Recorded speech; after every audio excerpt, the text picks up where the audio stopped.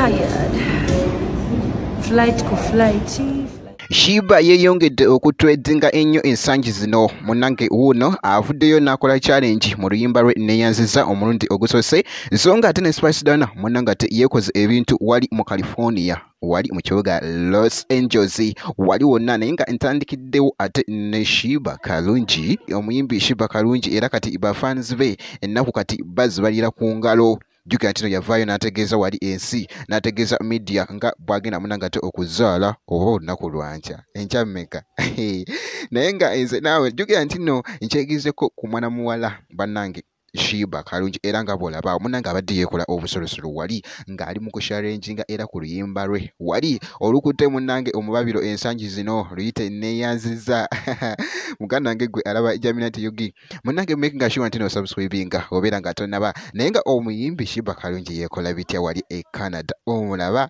Muganda wange gwe alaba Nutty yogi, naye nga munange bwe kitatu bwe kitambudde wali wenkyekizeko ate ku Sheebah kalungi, naye nga jjukira ntino munange nina akatambi munange akokubiri mwite wali byonna munange nga ali wali e California, omwana yeekola bitya wali ebintu. Muganda wange jjukira ntino abadde wali era mu kibuga wali Los Angeles, era nga bw'olaba munange naye agoyinzemuko crazy, era bannange abayimbi bano munange ebiseera ebisinga mbawa quality, era ebiseera ebisinga munange abayimbi bano munange ate bakoowa.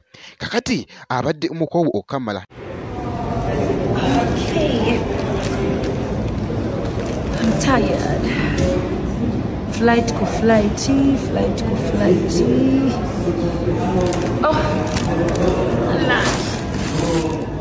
Kibadde kiragira ddala nti omwana muwala bambi atambudde olugendo luwanvu wali era nga abadde muko kamala, naye nga munange aliwo okubeera nga aweereza abantu be bafans be wali omuziki obutabayiwaayo. Making sure nti no subscribing wobeera nga tonaba.